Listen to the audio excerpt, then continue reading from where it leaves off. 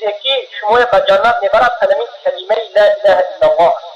لا اله الا الله هم معناش فهمید که نیست معبود بر حق بجز الله، یعنی یگانه الله باید عبادت کرده شود و کفر به طاغوت بربیده شود. حاکم ها که طاغوت، صوفی های غلات، شیخ های غلات، اینا باید تکفیر کنید. این حاکمایی که به حکم غیر الله میکرد تکفیر کنید. کسایی که شرک اکبر میکرد کافر دانید و هر چیزی که غیر الله عبادت کرده میشد اینه انکار کنید، کفر باطل دانید.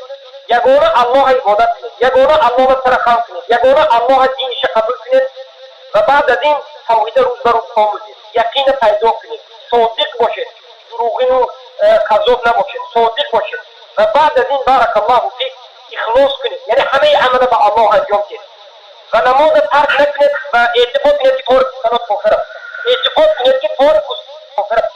بعد از این عمل انجام دهید. انا همین است اسلام. با اهل توحید مبالات کنید، با اهل توحید مبالات یعنی اینکه همین برادرهایی که در همین جماعت هستند از اهل توحید و اینها دوستی کنید، اینها برادر دانید.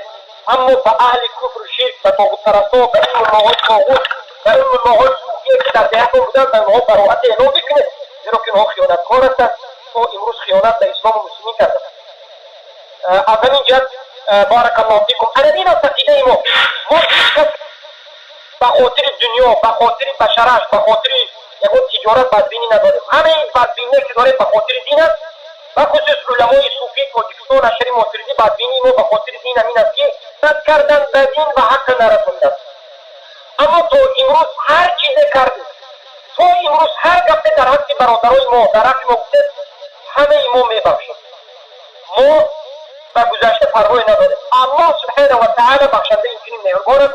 الله هم شما میبخشد، لیکن به شرطی که لا اله الا الله رکنش فهمید، شرطاش فهمید، الله در بالای عرش دانید و اعتقاد کنید که کسی که الله در آسمان نمیداند کافر است، کسی که تارک الصلاة است کافر است، کسی که عبادت غیر الله میکند کافر است، قبر پرستا کافر است، ملاهای تاجیکستانی که حکومت تاجیکستان طرفدار میکند کافر است، از اینها نماز خواندن باطل.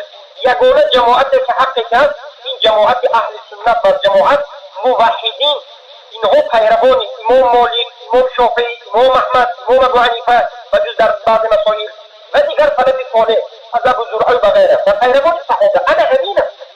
و دشمنان الله دشمنی کنید و دوستان الله دوستی کنید و به دوستان الله دشمنی کردن را این را کفر دانید. کسایی که دوستان الله اهل توحید خوارج میگن انا کافر دانید.